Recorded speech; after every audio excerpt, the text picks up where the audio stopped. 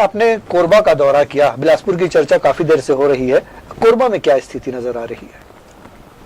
बहुत ही पॉजिटिव जो है वहाँ रिस्पॉन्ड है। एक तो प्लस पॉइंट पहले से ये है कि जो अपोजिट में पार्टी है कांग्रेस की, ज्योत्सना महंत जी, वो एज होने के कारण या दौरा उनका जो भी कारण से हो, वो दौरा नहीं कर पाई।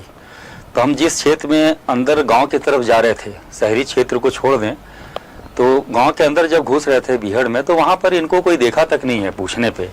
तो ये बहुत बड़ा स्वतः में उनका एक माइनस पॉइंट है कि आप 5 साल में कहीं विधानसभा में कहीं जा नहीं पा रहे अपने लोकसभा क्षेत्र में, तो काम आप क्या करोगे, जनता का परेशानी क्या सुनोगे? तो ये स्वतः ही माइनस है, किसी को माइनस करने की, नीचे दिखाने की बात ही नहीं है इसमें। और जहाँ तक बात रही सरोज दीदी की, तो ये पहले भी लोग सांसद रह चुकी हैं और महापौर रह चुकी हैं, विधायक रह चुकी हैं, तो एक अनुभव भी है पुराना। और ये कोरबा लोकसभा क्षेत्र का भाग्य होगा, वो जीतेंगे तो वो हो सकता है केंद्रीय मंत्री भी बनेंगी, तो जगह का विकास भी होता है उनके लिए, बहुत अच्छा है कोरबा लोकसभा के लिए। क्या लगता है इनकी बातों में कितने इत्तेफाक रखते हैं? दास जी, आपने कहा कि सरोज पांडे जी का जो प्रचार प्रसार है बड़ा सुचारू रूप से चल रहा है, परंतु अपने आप में जब हम देखते हैं चरणदास महंत एक कद्दावर नेता मध्य प्रदेश के समय से माने जाते रहे हैं, और ये माना जा रहा है कि ज्योत्सना महंत के बदले चरणदास महंत वहाँ चुनाव लड़ रहे हैं, और लगभग सभी जगह उन्होंने व्यक्तिगत रूप से उसका संपर्क किया। तो क्या वह प्रभाव नहीं डालेगा एक बाहर से आई हुई महिला के सामने में? बाहर से ये जो लोकसभा होता है, जनरली अपन नेशनल लीडर जो होता है उसी के ऊपर लड़ते हैं, तो मेन प्रभाव तो मोदी जी हैं, या इधर पे विपक्ष में लिया जाए तो राहुल गांधी जी हैं, और दोनों का कंपैरिजन नहीं है, कंपैरिजन इन एनी मीन नहीं है। इसलिए नहीं है कि एक जगह बिल्कुल संतुलित है हर चीज, पहनावे से बोलचाल, बैठना उठना, देश के प्रति सोचना, एक्शन लेना, एक्शन मोड, और एक तरफ वो स्क्रिप्टेड है कि क्या है, वो स्वतः मिमिक्री बन जाता है बिना एडिशन के, कोई एडिट नहीं है, कुछ नहीं है उसके बाद भी, तो प्रेजेंटेशन भी नहीं है उस टाइप का, एक मतलब परिपक्वता जो बोलते हैं वो नहीं दिखता, एक मैच्योरिटी लेवल नहीं दिखती। आपको देश संभालने की आप बात कर रहे हो, आप पार्टी नहीं संभाल पा रहे हो। आपके नेतृत्व में, राहुल गांधी जी के नेतृत्व में कांग्रेस कहां से कहां अभी आ गई है, उसका दिशा दशा क्या हो गया है। और सबसे मेन मुद्दा है कि हम कोई भी काम पॉजिटिव एटीट्यूड के साथ, सकारात्मक सोच के साथ जब हम करते हैं, या हमारा ध्येय वो रहता है, तो उसमें भगवान की कृपा, साथ वालों का सहयोग, साथ प्रेम, सब सारा चीज स्वतः जुड़ता चला जाता है, और उसमें पॉजिटिव रिजल्ट और अच्छा चीज आना एकदम कंफर्म है कि वो रिजल्ट पॉजिटिव ही होगा। वो तो मोदी जी के जो नेतृत्व में चल रहा है अभी भारत देश, उसमें हमने बहुत सारी चेंजेस देखे। मतलब हम ये कहना चाहते रहे हैं कि हम सिर्फ प्रधानमंत्री के नाम पर चुनाव लड़ रहे हैं। नहीं, हम तो अभी व्यक्ति वहाँ पर जो है महत्वपूर्ण नहीं है, कौन आया, कहाँ से आया। हमारा सारा जो चुनाव है मोदी जी की, मतलब मोदी जी की जो छवि है आज की तारीख में भारतीय जनता पार्टी से ऊपर चली गई है। मोदी जी की क्षमता नहीं बोलिए, छवि तो है ही, मगर अभी अगर हम लोकसभा की बात करें तो आज हम जो वोट दबा रहे हैं वो राष्ट्र के लिए नहीं दबा रहे हैं, तो राष्ट्र को मजबूत करने के लिए कर रहे हैं। राष्ट्र को मजबूत होना मतलब मोदी जी को पावर देना। आज 400 पार की बात इसलिए हो रही है कि अगर आज 400 पार हो जाएगा, आप बता रहे हैं, मेरे ख्याल से जो भारतीय जनता पार्टी चुनाव लड़ रही है 407 सीटों पर लड़ रही है। 400 पार, 400 पार आप सारी की सारी सीटें जीत जाएंगी उसमें, ऐसा लग रहा है। 100% तो नहीं हो रहा है अभी तो 400 पार। हाँ, 400 पार शायद तक एनडीए की 400 सीट की बात हो रही है, और मोदी जी 370 सीट की बात करते हैं। ठीक है, साथ में अलायंस मिल के ही बात कर रहा हूँ मैं भी, हम वो बोलते हैं उसका अर्थ वही होता है। अब ये बोला अलायंस ले, आपके प्रधानमंत्री बोला मैं 400 पार जो बात हो रही है, हमारे दिमाग में लगता है पाकिस्तान से लेके आएंगे वो सब नहीं। 400 पार पाकिस्तान से तो हम कुछ लेके नहीं आते, हम इतने सक्षम है, नेतृत्व हमारा इतना सक्षम है कि हम उनको, उनसे लेना क्या, हम उनको कुछ देते हैं, और उनकी क्षमता नहीं है कि एक सुई बराबर भी कुछ हो कर लें। तो ये हमारा नेतृत्व है, हमारे गार्जियन है, स्वतः हमको मिले हैं, जिसका हम गर्व कर सकते हैं। तो हमको दिख रहा है गालवान में चाइना 2 साल से कब्जा में रखा है। क्या रवि जी, मैं आपसे जानना चाहूंगा कि आजादी के बाद कम्युनिस्ट पार्टी की एक छवि हुआ करती थी, कहाँ चली गई, कैसे खत्म हो गई? देखिए, उसकी बहुत सारे कारण है। एक कारण है सामाजिक, दूसरी कारण है राजनीतिक, और मैं ये कहूँगा कि कम्युनिस्ट पार्टियों ने भी गलतियाँ की। आज भारतवर्ष में बीजेपी का आने का कोई सवाल ही नहीं उठता। अगर 96 में भारतवर्ष में ज्योति बोस प्रधानमंत्री बन जाते और भारत की दिशा निर्देश ही बदल जाता। और कम्युनिस्टों को यह है, वो गलती मान लेता है। जैसा इमरजेंसी का समर्थन सीपीआई ने किया, उसने बोला 1, 2, 3 में जो सरकार गिराया, पर इसका मतलब कम्युनिस्ट पार्टी खत्म नहीं हुआ। तो ये जो विश्व का सबसे बड़ा पार्टी बोलते हैं अपने आप को, ये मिस कॉल का पार्टी है। और पूरे जो राष्ट्रवाद के नाम से दुनिया को बता रहा है, ये राष्ट्र विरोधी है। क्यों राष्ट्र विरोधी क्यों है? ये राष्ट्र विरोधी इसलिए है, महात्मा गांधी के हत्यारे के नाम से ये मंदिर बनाना चाहता नाथूराम गोडसे, और राम के नाम से वोट मांग रहा है। हम बिलासपुर में बुधवारी बाजार में आप चले जाइए, सबसे पुराना राम मंदिर है, वो खंडेरा में बना। मैं जब इनका महापौर, पूर्व महापौर, मैं तो साफ बता रहा हूँ, उनसे मैं बोला, मेरे से बहस हुआ कि भैया आप अयोध्या लोग को भेज रहे हो, आप बिलासपुर के बुधवारी बाजार का राम मंदिर का संस्कार कर दो। अब वहां कहा राम मंदिर? तो कम्युनिस्ट तो नास्तिक हुआ करते थे, उनको राम मंदिर से क्या मसला? हमको मतलब इसलिए जो वोट मंदिर है वो राम मंदिर नहीं है, वोट मंदिर है। राम धर्म के नाम से राजनीति नहीं होना चाहिए। आप धर्म के नाम से राजनीति कर रहे, आप 2014 भूल गए, 2 करोड़ रोजगार, 15 लाख बैंक में अकाउंट, काला धन वापस, आतंकवादी खत्म। अब दूसरा आ गया 2019 में, और सीधा सीधी आप तो ये कर दिए। पुलवामा में जो घटना हुआ, उनके शहीद का आज तक कुछ समाधान नहीं हुआ। और उनके पूर्व गवर्नर जम्मू कश्मीर का सतपाल जी ने बार बार बोला है कि ये सरकार द्वारा मारा गया। मैंने गृह मंत्री प्रधानमंत्री को बोला हूं, उसके बावजूद भी, सब कुछ जानते हुए भी इनको रास्ते से गया और 40 लोगों की जान चली गई। और आप किसी का बलिदान लेके वोट मांगोगे, और वो आप किए हो पिछले बार। चलिए इस बार सच में यूपीए गवर्नमेंट जब आपकी रही है 2004 से 2008 तक की, 2009 तक की, उसमें बहुत मजबूत थे आप लोग। और स्थिति यह थी कि जो कीमतों में नियंत्रण था, माना जाता है कि कम्युनिस्टों के कारण हुआ।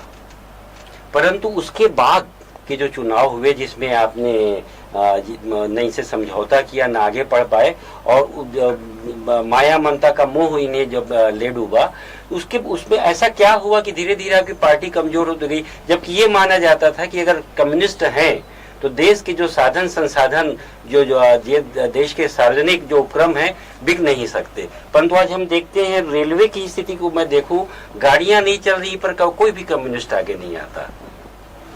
यूपीए सरकार की 3 उपलब्धि है: right to work, right to food और राइट टू इंफॉर्मेशन। और जब बीजेपी विरोधी में थे तब वो राइट टू इंफॉर्मेशन को वकालत करते थे, और जब सरकार में आ गया और राइट टू इंफॉर्मेशन का संशोधन करना चाह रहा है। अल्टीमेट बोल रहा हूँ मैं, आपकी पूरा जवाब दे रहा हूँ। और यूपीए के बाद जो मेरे व्यक्तिगत विचार है और पार्टी के अंदरूनी विचार भी है, जितने भी हो, भारत के लोग आज महंगाई के खिलाफ लड़ने भी सोचते हैं।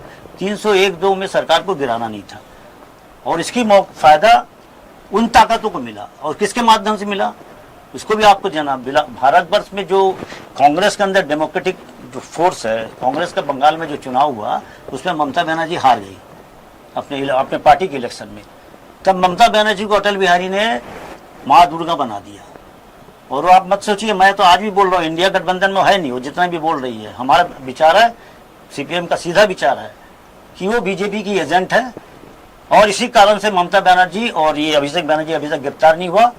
नहीं तो हेमंत सोरेन गिरफ्तार हो जा रहा है, केजरीवाल गिरफ्तार हो जा रहा है, सत्येंद्र जैन गिरफ्तार हो जा रहा है, और ममता बनर्जी की भतीजे की औरत बहू 2 किलो सोना लेके कलकत्ता एयरपोर्ट में पकड़ा, उसको होम मिनिस्टर अमित शाह ने फोन किया और ग्रीन पाथ करके उसको निकाल दिया। नहीं, सारी कमियां मान गई इनमें, परंतु आपकी जो कम्युनिस्ट पार्टी वो कैसे हमारी पार्टी सत्ता में रहने के बाद सत्ता में सीपीएम कभी नहीं, सीपीएम कभी भी नहीं रहा सत्ता में। सत्ता के हम सत्ता के बाहर थे, सत्ता के साथ रहे। हाँ, सत्ता में हम नहीं रहे।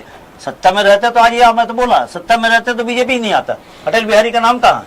डॉक्टर धर्मेंद्र ये आरोप लगा रहे हैं कि ममता बीजेपी के साथ है, बड़े गंभीर आरोप है। नहीं, ऐसा इनका कहना बिल्कुल गलत है। अगर ऐसा होता तो अभी जितने भी चुनाव हुए हैं पूर्व में देखा जाए बंगाल में, उसकी क्या दिशा और दशा रही है और क्या अत्याचार हुए हैं, वो भी पन्ने उल्टा के देखेंगे। और मुखाग्र होके वो बिना किसी डर के जितना बोल रही हैं, उसके ऊपर तो उनके ऊपर एक्शन हो जाना चाहिए था। अभी तक एक्शन नहीं हुआ है उनके ऊपर में, और जिस हिसाब से ये बोल रहे हैं कि ये पकड़ाया है, वो छुड़वा दिया, ये सब बहुत बाहर की जो बातें हैं। एक बात है कि आपने कहा कि मुखाग्र होके बोल रही है, परंतु जब मुखाग्र तभी होती है जब चुनाव आता है, और उसके बाद जिस हिसाब से शांत बैठती है, जैसे एक योग की मुद्रा में कोई बैठ गया है, न तो मोदी जी के ऊपर आती हैं और न ही भाजपा के ऊपर आरोप लगाती है। तो ऐसा कैसे हो जाता है? जैसा मैं बोल रहा हूँ ना, लोकसभा में ममता बनर्जी का क्या रोल जब है? चुनाव आता जितने भी है मजदूर विरोधी, किसान विरोधी बिल को ममता बनर्जी ने एक विरोधी हो जाती है। मगर ये सब मैं आपको ये सवाल कर रहा हूँ ना, इंडी गठबंधन के सब है ना कैंडिडेट। सुन लीजिए ना, इंडी गठबंधन क्यों करना पड़ रहा है? इतने लोग, मेरा बात सुन लीजिए, आप बोल रहे आपके साथ नहीं है। लोकसभा में जितना भी श्रमिक विरोधी, किसान विरोधी, जनता विरोधी बिल आया, ममता बनर्जी या तो समर्थन किया या तो वॉकआउट किया। अब वाइस प्रेसिडेंट का लीजिए, रोज धनखड़ से झगड़ा कर रहा था, फलाना कर रहा, ढमका कर रहा, जाके वो आपका सिक्किम में जाके बैठ के दार्जिलिंग में मीटिंग किया और ममता बनर्जी के कहने से उसने वाइस प्रेसिडेंट डिक्लेयर किया बीजेपी। ये सब तो साफ दिखता है। और कांग्रेस के प्रेसिडेंट के कैंडिडेट को उसने वोट नहीं दिया, वाइस प्रेसिडेंट के कैंडिडेट को सीधा ये आरोप है, सीधा सीधी आपके साथ है। जब भी चुनाव होता है तो ममता जी साथ हो जाती है और उसका वो चुनाव के समय में अलग हो जाती है। चुनाव के बाद जो है ममता जी हर मुद्दों पर सत्ता के साथ साथ चलने लगती है। बिल्कुल सही। ऐसा ही एक ऐसा मिला जुला नूरा कुश्ती हो ये उनका अपना व्यक्तिगत राजनीति जो चलाती है, वो हर का जो पार्टी है, क्षेत्रीय पार्टी, उसको चलने और का चलाने का ढंग जो होता है उनका अपना होता है, उस पर टीका टिप्पणी करना सही नहीं है। मगर हमको ये मालूम है कि भारतीय जनता पार्टी अपना एक उद्देश्य को लेके चल रही है। एक हम लोग को मजबूत जो है वो नेता मिले हुए हैं, माननीय मोदी जी, उसके बाद हमारे योगी बाबा हैं और भी बहुत लोग हैं। अगर आज कांग्रेस में या जो इंडी गठबंधन बना है उसमें अभी तक ये निर्णय तक नहीं पहुंच पाते हैं। निर्णय बैठक होता था, निर्णय अगर होने वाला हो तो उसमें 4 पार्टी खिसक लेती थी। और इस 60 लोगों का, 50 लोगों का साथ हमको तब चाहिए होता है जब हम कमजोर ही नहीं, एकदम खत्म के कगार पे होते हैं, अपना अस्तित्व बचाने के लिए निकलते हैं मार्केट में। इनको डर है कि कैसे भी जीतो, कुछ भी झूठ बोल दो, कुछ भी करो, कुछ भी कमिटमेंट कर दो, जीतो, अपना जान बचाओ, जेल जाने से बचो। इतना करप्शन हो चुका है। अभी फिलहाल कल या परसों में भी एक कांग्रेस है किसी पार्टी का जो है अभी टीवी में आ रहा था, कांग्रेस पार्टी का। कहाँ थे? 70,000 करोड़ का आरोप लगाए थे ना आपके प्रधानमंत्री मोदी जी इंदौर में। तो उसका तो जांच चल रहा है। क्या जांच चल रहा है? आप उसको भारतीय जनता पार्टी की एक ऐसी वाशिंग मशीन हो गई। मैं आपको 10 उदाहरण दे रहा हूँ, सुनिए ना, 10 उदाहरण। हेमंत बिस्वा शर्मा, सीबीआई और ईडी का 1200 करोड़ का घपला है उसका, वो कांग्रेस का मंत्री था, उसको मुख्यमंत्री बनाया आप। ये शुभेंदु अधिकारी सबसे बड़ा चोर।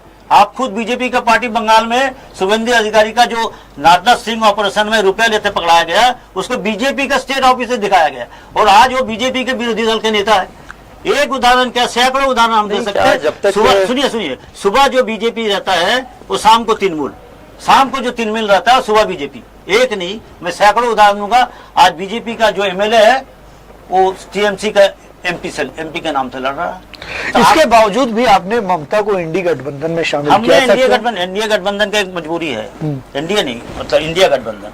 इंडी में नहीं, जो मोदी जी बोलते हैं इंडी, गठबंधन भी है और अलायंस भी है, एक साथ कैसे आ सकता है? गठबंधन ही है, तो वही हुआ, इंडी गठबंधन ही हुआ। ममता बनर्जी ने तो पहले नकार दिया, उसने तो थर्ड फ्रंट करने की कोशिश किया, इसलिए ममता बनर्जी को सारे विरोधी लोग नकार दिए। और आज वो मजबूरी में कभी कभी बोल देता है कि बंगाल में हमारा नहीं है, हम बाहर रहेंगे। और मैं आज भी आपको बोल रहा हूँ, अगर बीजेपी का मेजोरिटी से 10-20 कम माया और ममता को मिलेगा, ममता उधर चल रही। लेकिन नीतीश कुमार भी आपके प्रधानमंत्री के चेहरे थे, वो भी छोड़ गए। नीतीश कुमार चेहरे नहीं थे, नीतीश कुमार की मजबूरी है बीजेपी बिहार का पॉलिटिक्स में। आज नीतीश कुमार कहाँ है, आपको चुनाव बिहार का रिजल्ट बता देगा। बिहार की जनता 9 बार जो दल बदलता है। और अब नीतीश कुमार और मोदी जी का तर्क लीजिए, एक दूसरे को क्या बोला। बनर्जी दादा, हाँ, जैसा आपने कहा, हाँ, आज केरल को छोड़कर आप कहाँ पर उपस्थित हैं? हम मतलब थोड़ा सा जो मुझे दिखा कि छत्तीसगढ़ में भी ऐसी जगह जहाँ की उपस्थिति दिख सकती है। आपका जवाब मुझे तो पूरा सुनने के पहले समझ गया क्या बोले। हम लोग सत्ता के लिए नहीं रहते। हमारी पार्टी, आप कोरबा में जाएंगे ना, चुनाव लड़ रहा है।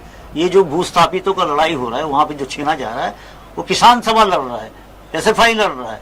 वो CPIM तो छत्तीसगढ़ में एक भी सीट नहीं लड़ रहा है। पर आप ये मत मानिए कि 11 सीटों में CPIM का रोल है और वो इंडिया गठबंधन के मदद कर रहा है। अल्टीमेटली हम लोग का उद्देश्य समाज बदलना है। और समाज का अगर सरकार में जाना था तो प्रधानमंत्री का, अटल बिहारी का नंबर ही नहीं आता। तो ज्योति बोस है, सारे लोग बोलते हैं, सारे पार्टी एक्सेप्ट बीजेपी। आपने मदद की बात की, ये आरोप भी लगते रहते हैं कि नक्सलियों को आपकी पार्टी सपोर्ट करती है। हम लोग का पार्टी नक्सल तो सीपीएम से निकल कर नक्सल हुआ, पर उसके बाद जब वो पार्लियामेंट्री डेमोक्रेसी मान लिया, दीपांकर भट्टाचार्य जी उनके लीडर है, वो बिहार में लड़ रहा है, बिहार में उनका 3 सांसद भी है, और इस बार भी बिहार में उनको 3 सीट दिया गया, सीपीएम को 1, सीपीआई के 5। अल्टीमेटली जो पार्लियामेंट्री डेमोक्रेसी मान लेगा वो फिर नक्सली आइडियोलॉजी छोड़ के आ रहा है। आप बताइए ना, बंगाल की, अब इसको मानने पड़ेगा, सिंगूर और नंदीग्राम के कॉन्स्पिरेसी में कांग्रेस, बीजेपी, आरएसएस, नक्सल, आपको तो मालूम है किशन जी ने क्या बोला था, ममता बनर्जी को मुख्यमंत्री बनना चाहिए, और बुद्धदेव भट्टाचार्य के जैसा डेमोक्रेटिक चीफ मिनिस्टर आज भी चले जाइए, 1.5 रूम के फ्लैट में रहता है वो, सारे दुनिया जानता है। वामपंथी जो भी मुख्यमंत्री आप देखोगे, त्रिपुरा में वोट दिया, त्रिपुरा के एक्स चीफ मिनिस्टर रिक्शे में बैठ के आई, वो और उसकी वाइफ वही सवाल कर रहे थे, उसीलिए बोल रहा हूँ, सुनिए ना, उसीलिए बोल रहा हूँ कि हम सत्ता में जाएंगे ही बोल के लाते नहीं, हमारा है किसानों के, अभी जैसे किसानों के आंदोलन में आप फायदा किसको मिला पंजाब में? आप पार्टी, पर चुनाव किसानों को संगठन कौन है? लेफ्ट का है, आप बताइए तो, आप पार्टी का कौन सा किसान संगठन है? और सीपीआई, सीपीएम, सीपीआई-एमएल तीनों का किसान। कुल मिलाकर आप जनता के लिए काम कर रहे हैं, लेकिन जनता को पॉलिटिकली सपोर्ट हमको उस तरीके से नहीं मिल रहा। क्यों नहीं मिल रहा? उसमें हमारी कमजोरी है, उसको हमको परखना। ये हम चुनाव अभी लड़ रहे हैं, अभी अगर हम बिलासपुर में जीत जाए, सोचिए इंडिया गठबंधन जो पिछले 35 साल से बीजेपी का कब्जे में है, और हम उम्मीद करते हैं कि इस बार हम उन लोगों को जिताएंगे, कमजोरी बहुत है। बिलासपुर सीट की बात करते हैं, क्या लगता है कैंडिडेट जो दोनों हैं किस तरह का मुकाबला देख रहे हैं? दोनों कैंडिडेटों में जो मूल अंतर नजर आता है कि ये 1 माह पहले आए, देवेंद्र यादव जी, और परंतु जो लोग उन्होंने चुनाव लड़ा है, आज मैं सारे पोस्टर देखता हूँ अकेले लड़ रहे हैं। तो ये अपने आप एक बड़ा संदेश है कि कोई व्यक्ति बाहर से आया है और अकेले अपने पूरे पोस्टर में अकेले के दम पे वह चुनाव लड़ रहा है। वहीं अपन तोखन साहू जी को देखते हैं तो पूरी की पूरी जो भाजपा की टीम है, चाहे वो धार्मिक मुद्दे हो, चाहे सामाजिक मुद्दे हो, सभी तरह से उनके साथ लगी हुई है। और यहाँ पर कुछ लोग तो साथ दे रहे हैं, व्यक्तिगत रूप से अगर देवेंद्र जी जो वोट खींच रहे हैं वो अपने दम पे खींचेंगे, ये बात मतलब कांग्रेस का जो अंतर कलह रहा है इस बार भी उभर कर आया, खुलकर सामने आया, खुलकर सामने। ये बात भी निकल कर आई कि कोटा के विधायक पे आरोप भी लगे हैं उनकी पार्टी के लोगों ने कि प्रचार करने से भी मना किया गया। अब जैसा भी हो अंदर की बात होती तो मुझे मालूम नहीं, परंतु जो है सामने दिख रहा है रिजल्ट जो है, अभी भी जो 2 ही जगह मजबूत मानी जा रही है, कांग्रेस एक कोटा, दूसरी मस्तूरी, और पिछले बार जैसा रहा था कि बाकी के 6 जगह पर कांग्रेस करीब करीब पीछे थी। तो हो सकता है एक पर्सनालिटी है और एक अच्छा व्यक्तित्व भी है। डॉक्टर साहब, आप तो चुनाव प्रचार के दौरान गए हैं, लोगों का कैसा रिस्पांस मिलता है? लोग किस विषय पे वोट कर रहे हैं इस बार? विषय महतारी वंदन योजना है, जहाँ भी जा रहे हैं। एक जब ग्रामीण क्षेत्र में जाते हैं जिसका आय का साधन वैसा नहीं है, जो ग्रामीण में रहते हैं, गरीब हैं, उनके लिए 1000 रुपये बहुत बड़ा विषय होता है। एक गृहिणी के लिए उसको अपने हाथ में आना, अपने अकाउंट में आना, वो हस्बैंड उसको मांग रहा है, मांगना पड़ता है, या 500 रुपये मांगती है तो वो मिलता नहीं है, चाहे वो दारू पी रहा है, चाहे जो भी कम कर रहा हो, तो उसके हाथ में अपना पैसा होता है। हमने उसका खुशी देखा है, 3 किस्त भी रिलीज हो गया है। तो वही काउंटर इन्होंने कर दिया 8,000 रुपए प्रति माह के अनुसार। ठीक है, आपके बोलने के अनुसार तो ये इंडिया गठबंधन का कैंडिडेट 1 लाख रुपया दे रहा है, इंडी जो है, आपने बिल्कुल सही, एकदम सही है। मैं उसी मुद्दे पे आ रहा हूँ, आप जिसमें जीते हो ना, उसी में ये जीतेगा। तो इंडी गठबंधन जो है, इसमें फिर ये जीते, इसका ट्रैक रिकॉर्ड 8,000 ज्यादा है ना, 1 लाख ज्यादा। भाई साहब, ट्रैक रिकॉर्ड जो होता है ना, पास्ट हिस्ट्री बहुत मायने रखता है जीवन में, चाहे पार्टी हो, चाहे इनका अच्छा है। 2500 रुपया दान कभी नहीं दियो आप, चाहे वो पर्सनैलिटी हो, बोले हो नहीं, अभी तो 2500 देने के बाद आपका 3100 अनाउंस हो, नहीं क्या? 3100 जो है, 3100 भी दिए, अभी बोनस तो ठीक है दिया ना, 2500 वो पहले दिए ना, आप तो 1800 देते थे। समय के साथ चीजों में आप भी मानेंगे कि जो कुछ बढ़ा, जो किसानों में उन्नति हुई, भूपेश बघेल ने जो 2500 रुपए की घोषणा की और 5 साल लगातार दिया, जबकि स्थिति यह हो गई थी कि रमन सिंह जिस समय मुख्यमंत्री थे, उन्होंने कहा कि मैं बोनस दूंगा 300 रुपए, 1300 रुपए, 1385 के आसपास धान का वो था, और 2 साल उन्होंने नहीं दिया, और वही सबसे बड़ा कारण बना था 2019 के चुनाव के हारने का। वो जो कारण बना 2 साल का बोनस, 2 साल का बोनस अभी आते साथ कमिटमेंट था, सरकार में देना पड़ेगा, नहीं देना। अब ये बताइए, अभी सरकार में आओगे नहीं, लास्ट में जब कांग्रेस की गवर्नमेंट थी, अभी पिछले 5 साल में कांग्रेस ने भी अरे कमिटमेंट बोनस किया अगर था अभी कि नहीं 500 देते ना, रुपए लोकसभा में वोट आप नहीं जो मिलता बोल रहे हैं है। ना, हाँ। महिला के लिए 500 रुपए, युवा जो बेरोजगार हैं उसके लिए 1000 रुपए, ये सब उसने कमिटमेंट किया था। क्या उसने पूरा किया? क्या उसको 1 लाख कहां से देगा आदमी? 8,500 महीना होता है। अरे आप पहले जो 500 नहीं दिया आप तो पहले 1800 नहीं दिए हो। अरे हम तो दे दिए अरे ना। कहाँ दिए? हमारा अभी दिए हो।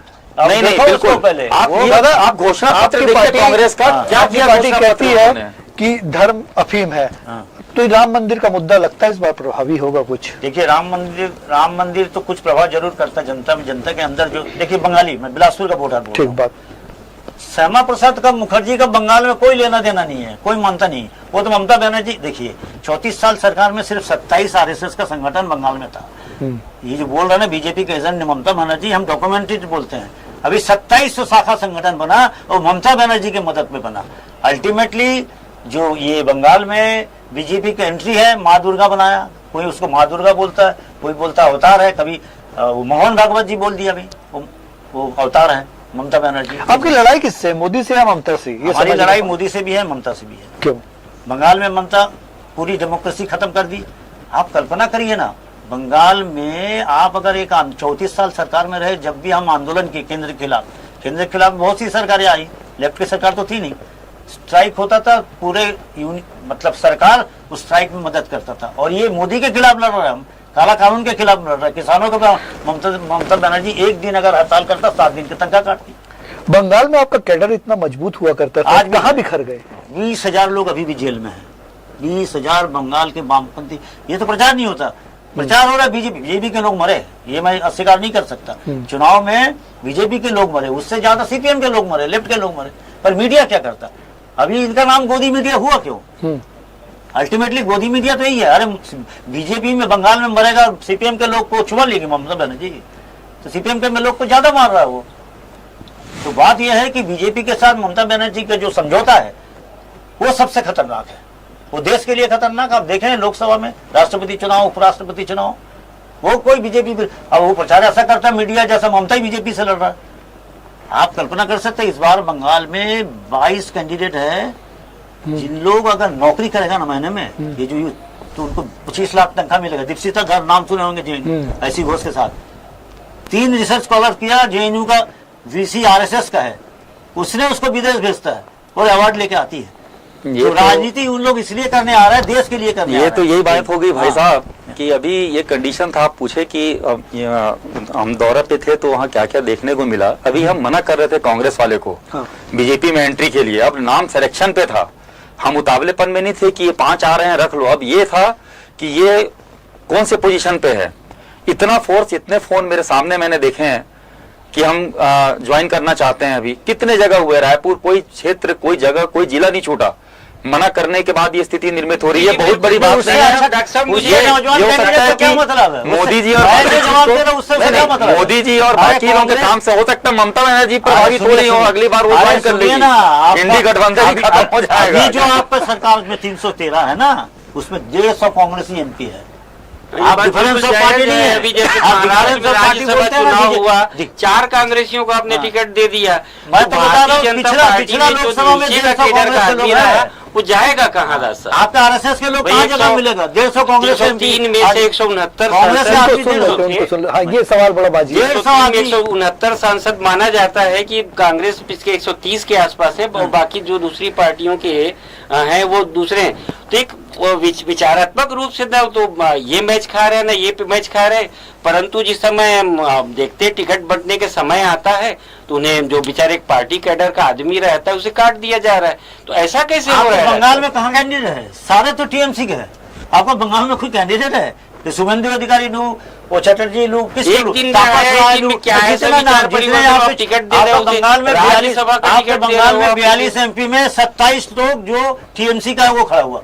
आप बोल रहे हो तो फिर बेचारे जो आरएसएस करते रहे 2700 संगठन शाखा जो संगठन बना दिया ममता बनर्जी। मैंने और देखा आप है, ये रहो, ममता अनुभव बनर्जी के किया है, कैंडिडेट को। उन लोगों को कुछ भी नहीं मिल रहा है और जो नए नए आते हैं और उनको एकाएक आप एकाएक आप बढ़ा दे रहे हो। राज्यसभा सदस्य तो बहुत ही अजीबोगरीब लगा। 6 में से 4 राज्यसभा सदस्य आपने महाराष्ट्र में उठा के कांग्रेस से दे दिए। ये सभी पार्टी में होता है। कम से कम नहीं, इतना तो कम्युनिस्टों है में नहीं होता। कभी नहीं हुआ। एक विचारधारा नहीं है होता। और सभी अगर पार्टी कोई में आदमी उसके विचार सभी समय पार्टी के चोर है, साथ में कम्युनिस्ट में चोर एक नहीं दिन भी है। विचार ये परिवर्तन। एक दिन में नहीं होता, ये भी विचार एक सवाल पार्टी है परिवर्तन कि है, आखिर इतनी विचार बड़ी परिवर्तन संख्या में नहीं, पार्टी कांग्रेस सभी पार्टी में नहीं होता। पाला बदल क्यों? रहा है। सुविधाभोगी हो अभी आप बता रहा हूँ नहीं। सुनिए तो इलेक्शन इनको सुविधाभोगी हो गए हाँ। और वो आज की तारीख में संघर्ष ही नहीं करना चाहते। जो सुविधाभोगी है वो जाएगा चाहे किसी की भी सत्ता और रहे। सबसे बड़ी और दिक्कत आज है की तारीख भारतवर्ष में के फाइट राजनीति करने की में जो स्थिति नहीं है वो देश के लिए सबसे घातक है। बड़ी वो बात पक्ष आप- मजबूत होना चाहिए, चाहे जिसका भी हो, चाहे भारतीय जनता किसी पार्टी का भी बैठे, हो। चाहे कम्युनिस्ट बैठे, चाहे कांग्रेस बैठे। सबसे बड़ी बात है जब तक इस- सत्ता, जब कभी लोहिया जी ने सुनिए। कहा था कि अगर जनता सड़क पे ना आपके रहे नए तो लड़के कहाँ से आएंगे? सदन सुनिए ना, सुनिए। आवारा हो जाए। नए लड़के कहाँ से आएंगे? आज वही नए लड़के आएंगे, सुनिए सुनिए तो मेरा, नए लड़के आएंगे स्कूल के चुनाव से, कॉलेज के चुनाव से, यूनिवर्सिटी के चुनाव से। आप चुनाव ही नहीं कराते हो। अब नौजवानों को आनी नहीं तो राजनीति में। आपको तो सबसे बड़ा काम नहीं, अखिल भारतीय विद्यार्थी परिषद बड़ा अरे संगठन चुनाव है। कहाँ हो रहा है कॉलेज में? विद्यार्थी परिषद लड़ेगा तब ना पता चलेगा कॉलेज में उसकी ताकत है, उसमें लीडर बना तब तो बनेगा। आज हम महेंद्र गंगोत्री जो देवेंद्र यादव नहीं, को छत्तीस- assistant है, छत्तीसगढ़ में वो बाकी राज्यों में हो रहा है। कहीं नहीं है। बंगाल में चुनाव नहीं होने दे रही ममता बनर्जी, कहीं चुनाव नहीं। और चुनाव कहाँ है? जेएनयू, हमला करो।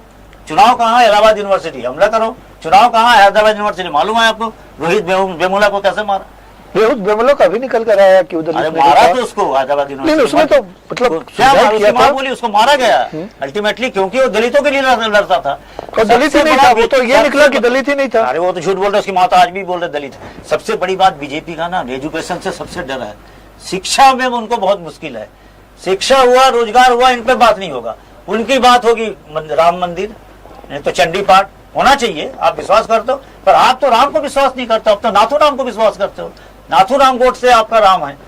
जिनके राम में विश्वास है, जो राम मानते हैं, उनके छाती में राम है। उनके लिए मंदिर नहीं बनाने पड़ता। और 2700 अभी एक जो मैंने बात देखी डॉक्टर साहब, IIT पावई बम्बई जो विश्व के श्रेष्ठतम संस्थानों में माना जाता रहा है, और वहाँ का बच्चा जब निकलता था तो पहले ही कहीं ना कहीं सर्विस में ले लिया इस जाता बार था। रोजगार नहीं मिला। और आज की तारीख में 36% वहाँ के बच्चे बेरोजगार रह गए। और सबसे बड़ी चीज है जिनको रोजगार भी मिला, जो पहले पैकेज 50 लाख 70 लाख 80 लाख का रहता था, 15 लाख 18 लाख 20 लाख में रुक गए। तो ये जो गिरावट आई है, क्या शिक्षा का स्तर गिर गया, बच्चों का स्तर गिर गया, या डिमांड ही नहीं रह गई?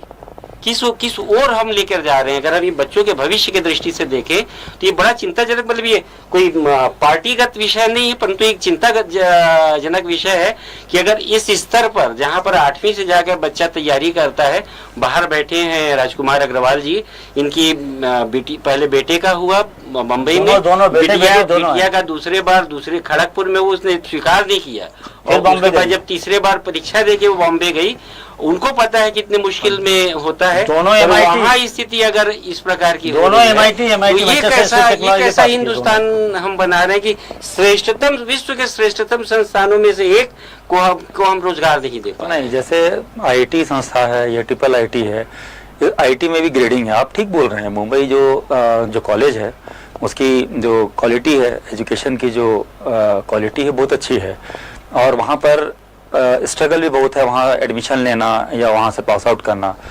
उसके अलावा जो आप उस फिगर को या पिक्चर को नहीं देख पा रहे हो, ये है कि आज का एक्सपेक्टेशन बच्चों में बहुत हो गया है, कंपैरिजन हो गया है। अब जो है वहां से निकलना है तो हमको 25 लाख का पैकेज, 50 लाख का पैकेज, क्यों? क्योंकि हम सबसे अच्छे कॉलेज से पढ़ के निकल रहे हैं। तो वहां पर ये लगता है सुनी सुनाई बात पे कि ये पैकेज हो गया, ये पैकेज, हर चीज का एक मतलब हाइट होता है। जब हाइट चला जाता है तो आदमी सोचता है कि मेरे को यही पाना है। अब्रॉड में चले गया तो उसको इतना पैकेज मिल रहा है। तो क्या होता है, जब मेरे में टैलेंट है, मैं इंतजार करूंगा कि मुझे 50 लाख का पैकेज मिले। अभी अच्छा 2 कंपनी 3 कंपनी है ना, इसको होल्ड करो। श्रेष्ठतम उस पे तो हाँ, माना जा रहा है। नहीं, अब क्या होता वहाँ है की स्थिति लाख सवा लाख रुपए नहीं, आप ले जा रहा हूँ। नहीं, बात उनको तो जॉब, ये सुनिए समझ ना, लीजिए, अरे लोकल जो है वो बाहर बच्चे तो कहाँ आप इधर लाओ जाएंगे? ना। आदमी- बाहर जॉब में लाओ, जॉब में जॉब नहीं मिल रहा, वो लिख रहा है जॉब अगर मेरे को, जॉब मैं मान लो आपका 50 नहीं, लाख का वो जो- चाहिए मुझे, वो जो वो सिस्टम नहीं रहा 50 सुनिए लाख ना, का, तो मैं तो पहले बाहर निकल गया ऑल ना। ओवर इंडिया में जितने IIT है पिछले साल के तुलना में इस बार उनकी जॉब क्राइसिस है और जॉब नहीं मिल रहा। जॉब इसके क्राइसिस साथ है ना। अरे अब आप मैं तो- कंपैरिजन करूंगा कि आप मुझे तो देख- 25 लाख का आप पैकेज तो नहीं जॉब- मिल रहा है, मैं जॉब अरे छोड़ आप दूंगा। तो नहीं आप तो नहीं, कोई ये जॉब गलत है। मैं इस चीज से आपके साथ सहमत आप हूँ। लोग की आप अगर जॉब बात का करें अरेंजमेंट नहीं कर रहे जॉब हो, नहीं मिल रहा। आप मंदिर के पालन मेरे- कर रहे हो, आप कहाँ जॉब निकाल रहे हो? मेरे को आप तो जॉब- मंदिर से मेरे- जॉब अच्छा। नहीं क्रिएट होता। अरे कौन सा जॉब होगा पंडित? बताइए ना। और वहाँ क्यों? भिखारी लोग जाके बैठेंगे रास्ते में, नहीं, जाके, भीख आपको मांगने के लिए। लगता है? फिर हम तो आप- कहेंगे, अयोध्या गए हैं आप?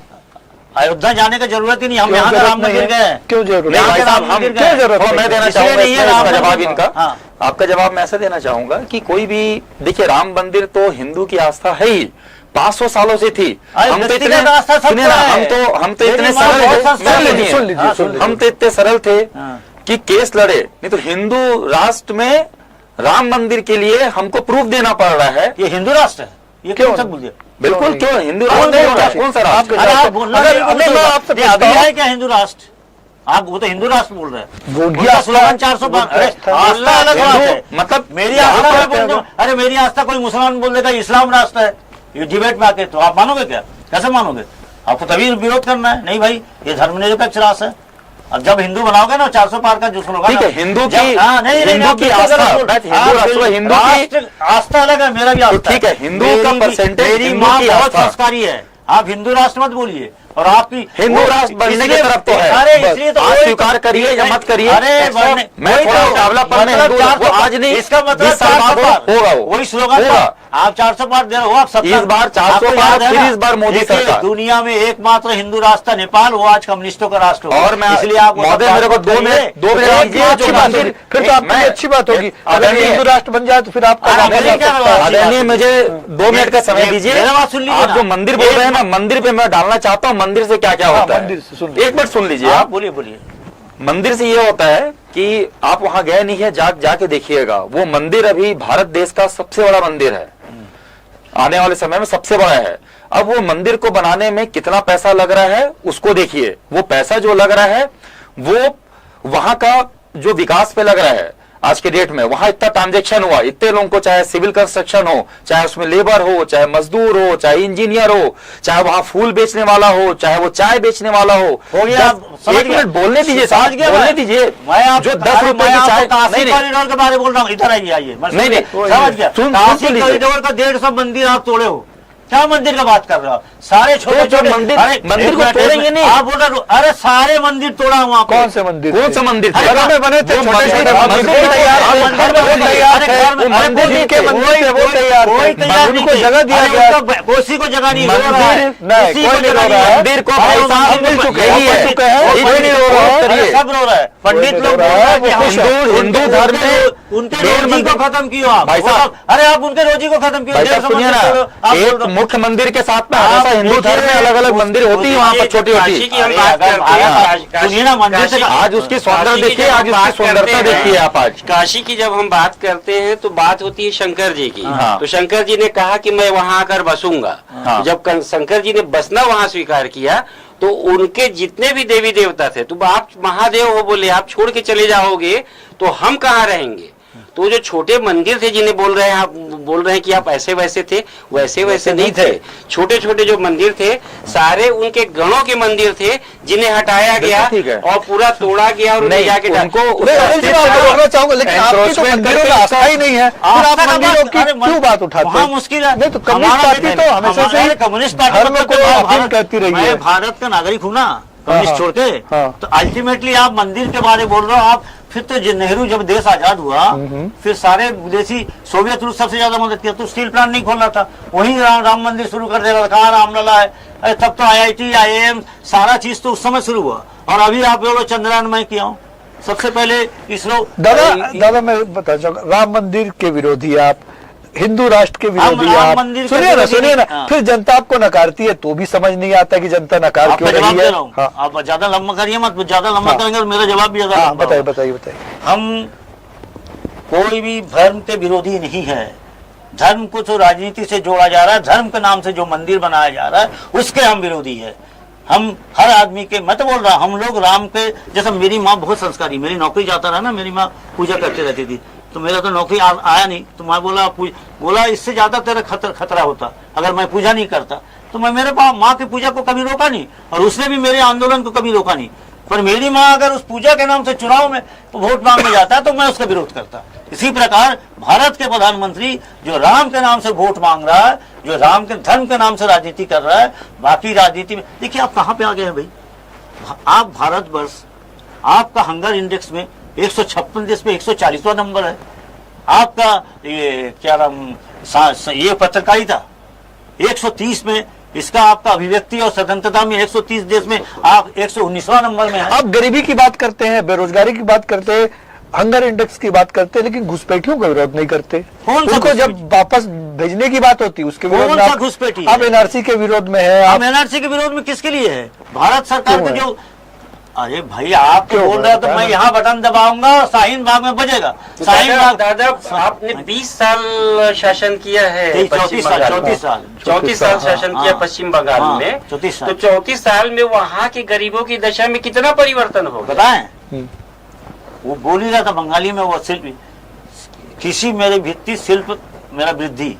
और जब वो इंडस्ट्री बनने की जगह गया, उस समय जब 2011 में बंगाल में सरकार गिराई गई ना, उसमें बीजेपी भी है, कांग्रेस भी है, सब है।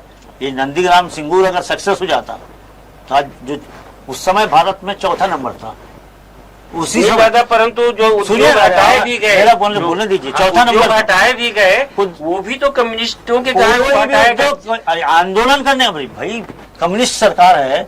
मजदूर के लिए, किसान के लिए काम, वो तो उसके उतने ऐसा भूमि सुधार पूरे भारतवर्ष में कहीं हुआ क्या? छोटे छोटे जमीन को बांटा गया किसानों को, किसानों के पास पैसा आ गया। अब इंडस्ट्री बनना था, इंडस्ट्री बनने से वो सामान खरीद सकता, वो बाजार तैयार होता। और बाजार तैयार करने की सबसे बड़ी जो ताकत है मल्टी नेशनल, पूरे दुनिया के वो ताकत है। आपको तो सबको मालूम है 42 सीटें कलकत्ता का बाजार अपने आप में हिंदुस्तान का सबसे बड़ा बाजार माना जाता था, बंगाल में माना जाता रहा। परंतु जो कम्युनिज्म जब से चालू हुआ, नहीं, आज की तारीख में वैसा नहीं रह गया। अरे मार्केट मिला उसको, किसानों के हाथ में पैसा हुआ, किसान सामान खरीद रहा था, इंडस्ट्री आ रहा था। हो सकता पहले एग्रीकल्चर में ध्यान दिए, भूमि को बांटे हैं, नेक्स्ट स्टेप था इंडस्ट्री, वो 4 का 1 नंबर में जाता। और जिसका, अरे मोदी जी की इतना ही है, सानंद में नहीं ले गया क्या? वो ले गया ना नैनो को, तो अल्टीमेटली क्यों? कारण क्या बना? गए किस लिए? आप बीजेपी, ममता बनर्जी, आप वहाँ पर उनका इतना इन्वेस्टमेंट को पूरा जीरो कर दिए। बीजेपी उस व्यापारी का दर्द को समझिए। आप बोल रहा हूँ, आप दूसरे के ऊपर एलिगेशन ब्लेम लगाते हैं। सुनिए, आप ये समझिए ना कि आप जब एक स्टेट, स्टैटिस्टिक्स नहीं, आप जब एक स्टेट, आप स्टेट को जब एक समृद्ध नहीं कर पाए, आपके हाथ में देश दे दिया गया होता, देश को भी हालत नहीं कर देते आप। हमारे हाथ में तो 500 नंबर चले जाते। सुनिए ना, हमारे हाथ में तो देश दे ये अभी स्वर्णिम टाइम पे चल रहा है भारतीय जनता पार्टी के नेतृत्व में। जवाब देना दो। 5वें नंबर पे है भारत देश आज के डेट में। नहीं, ऐसा नहीं चलता। आप इसको स्वीकार करोगे ना? नहीं चलता, आपको तो ये पता ही नहीं सकता। वो तो बैठे देखिए, ऐसा डिबेट नहीं चलता। आपने कोई देने आना नहीं, जनता और भारतवर्ष में तमाम पार्टी बीजेपी छोड़ के हमको सरकार चलाने को दिया था। पर हमारी पार्टी का ये सोच था, जितनी हमारी स्ट्रेंथ है, हम जो मजदूर किसान है, देश की जनता के लिए भला करने चाहेंगे। कोई व्यापारी लोगों को काम ही मत करने दो। अरे बड़ा मुश्किल, आप सुनते नहीं। सुनिए दादा, सैम पैत्रोदा जो नया योजना लेकर आते हैं, विरासत टैक्स, क्या वही आपकी नीतियों पे ही चल रहे हैं? अभी तक देखिए मिनिमम प्रोग्राम वहाँ हुआ नहीं। हाँ, क्या ये आपका ये इंडिया विरासत टैक्स को लेकर आपका मैनिफेस्टो में जो बोला, हाँ, उसमें कुछ हमारा भी बात है, कुछ कांग्रेस का बात है, कुछ आपका दूसरे रीजनल पार्टी का बात है।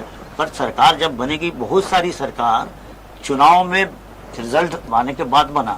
वो अटल बिहारी का सरकार के भी चुनाव में रिजल्ट आने के बाद, अभी पहले रिजल्ट आने दीजिए। एक मुद्दा बार बार उठ रहा है कि बहुसंख्यक से लेकर अल्पसंख्यकों को देने की बात उठ रही है। ये तो पागलपन की बात है। वो तो आप बोल दिए मंगलसूत्र दे दे रहा है। कोई प्रधानमंत्री इस तरीके से बोलेगा? बोल रहा है कांग्रेस के मैनिफेस्टो में मुस्लिम का थप्पा है, अर्बन से नक्सली को थप्पा है। ये कोई प्रधानमंत्री, वो प्रधानमंत्री बोल सकता है जिसका डिग्री उसके गृह मंत्री दिखाता। मैं अगर इंटरव्यू देने जाऊंगा तो मेरा पिताजी साथ में नहीं आएगा डिग्री दिखाने। और इनका तो ये हालत है। और अब ये बोले नहीं क्या 2014 में आपका 15 लाख ये काला धन, उसके बाद 2 करोड़ रोजगार 3 दिन के अंदर, 3 दिन उनके अंदर 15 लाख वाली बात सभापति बोल दिया। जुमला है, अमित शाह सुन लेते उनका जवाब। वो जुमला है, ये बताएंगे क्या जुमला है? 15 लाख से ज्यादा हम लोग प्राप्त कर चुके।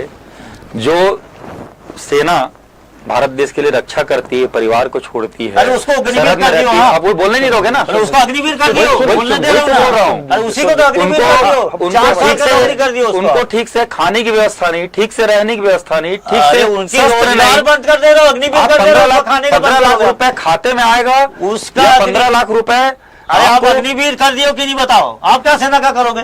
आप सेना का आप रोजगार ये खत्म कर दे रहे बताइए, हो, आप सेना का अभी रोजगार खत्म कर दे रहे हो। मोदी जी जब से आए हैं उसके वो- बाद से क्या उनको फैसिलिटी मिली, उसके पूर्व में क्या कुछ नहीं फैसिलिटी मिली, एक मिनट मुझे बोलने अभी भी दीजिए। धरना में आए, आप वहाँ- मुझे अरे बताइए, वन रैंक चाहे वन- बंगाल हो, आज गरीब आप लोगों के सुन- पास में शौचालय अरे नहीं मैं था। तो बता रहा हूँ ना, ये सुनिए ना, 1 रैंक 1 पेंशन नहीं दी मोदी। अगर मोदी जी अगर आप- बोलते हैं ना आप- धर्म आप- का हम राजनीति अरे करते आप तथ्य के हैं, अंदर तो क्या आप मुस्लिम का अंदर बोलो, शौचालय नहीं बनता आप क्या? स्टैटिस्टिक्स में बोलो। मुस्लिम का क्या बोलते हैं, आप आवास नहीं स्टैटिस्टिक्स बनता में बोलो, क्या? आप स्टैटिस्टिक्स में नहीं बिल्कुल बोलो। नहीं, वहाँ- जो अरे उसके बिल्कुल पात्रता नहीं। है उसको लाभ मिलता है। भारतीय जनता पार्टी का आवाम किसी में को देख बहस के- नहीं हो सकता। नहीं, कोई भी पार्टी आवाम में बहस जातिगत नहीं हो समीकरण में सकता, नहीं कोई करती। पार्टी की हाँ, बात नहीं। आप ये जरूर है, आप जो अग्निवीर आस्था कर रहे हो, आस्था अरे आप को जीवित अग्निवीर रखना कर रहे हो, बोल रहे ये हो। काम है। आप सेना के लिए करोगे, आप बोल रहे हो अग्निवीर 4 साल रहेगा, उसके बाद अदानी अंबानी का जितना फैक्ट्री है वहाँ वो सिक्योरिटी गार्ड ये बनेगा। बड़ा बताओ।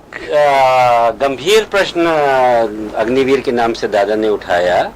आज हम देखते हैं सीमांत प्रांत लद्दाख, गोरखा जो रेजिमेंट मानी जाती है विश्व की सबसे सशक्त रेजिमेंट, हाँ, है। मौत और गोरखा दोनों एक समान माने जाते हैं। जब तक मौत नहीं आएगी गोरखा मरता नहीं। और आज 3/4 अगर गोरखा लद्दाख में सड़क पर आ गए थे, और मात्र कारण ये कि सिर्फ अग्निवीर में हम 4 साल नौकरी करके हम कहाँ जाएंगे। और जो रुझान दिख रहा है कि धीरे धीरे वो हिस्सा जो है चाइना की तरफ झुकता जा रहा है। ब्रिटेन में भी आज देखेंगे गोरखा रेजिमेंट है। हर जगह जहाँ पर ये तो पेशेवर सैनिक हैं, अगर ये हिस्सा हमारा कमजोर हो गया, हमारा सिर कमजोर हो गया, तो हम कहाँ जाएंगे। योजना आपने बात की अग्निवीर की, 4 साल बाद वो 18 साल का बच्चा 22 साल में निकल जाता है नौकरी से, उसके बाद करेगा क्या? वो अदानी का उनके सिक्योरिटी पास बनेगा, तो- सिक्योरिटी। उनके अदानी पास का तो फैक्ट्री कुछ का। नहीं है। क्या ये फिर जाके बाद में हिंदुस्तान के लिए एक बड़े सिरदर्द के रूप में एक बच्चा पढ़ा लिखा सीखा और 22 साल में बेरोजगार हो गया, उसके बाद क्या करे वो? ये अभी कैसे बोल सकते हैं कि वो बेरोजगार हो जाएगा? वहां पर से कोई जो चीज क्या होता है कि हम आज पे चल रहे हैं ना, हम कल की बात आज कैसे कर अरे लेंगे? कैसे बोल रहे हैं आप? नियम सुन तो लीजिए। अरे अपार्टमेंट का ऑफर में वही है। अरे नहीं, इसका तो क्या ठीक सुनना? है, अगर रोज ऑफर ही वही है। तो ठीक है ना, आप अपार्टमेंट ऑफर ही कर रहे हो। मैं अच्छा, एग्री किया मुझसे बोल रहे ना, मगर इन द मीन टाइम कोई उनका क्या मिल proposal- जाएगा? फिर वही बात है, क्या हो जाएगा? अरे हुआ यही कि राम मंदिर बना, अरे सुनिए ना। हुआ यही कि अरे आज जो है ठीक है देश ना, सशक्त आप हो रहा है, हुआ जो- यही कि 24 साल 5वां स्थान पे आ गया आज के डेट में भारत देश। आप उसको मानने को तैयार नहीं होंगे। अरे मानने के तैयार बोल रहा हूँ, तथ्य देके बोलता हूँ, आपको ज्यादा हवा नहीं हो सकता है कि इनका सिलेक्शन कुछ और में जो नया टीम बना के वहां पर किया के जाए। हिसाब से उसको नौकरी मिलता है।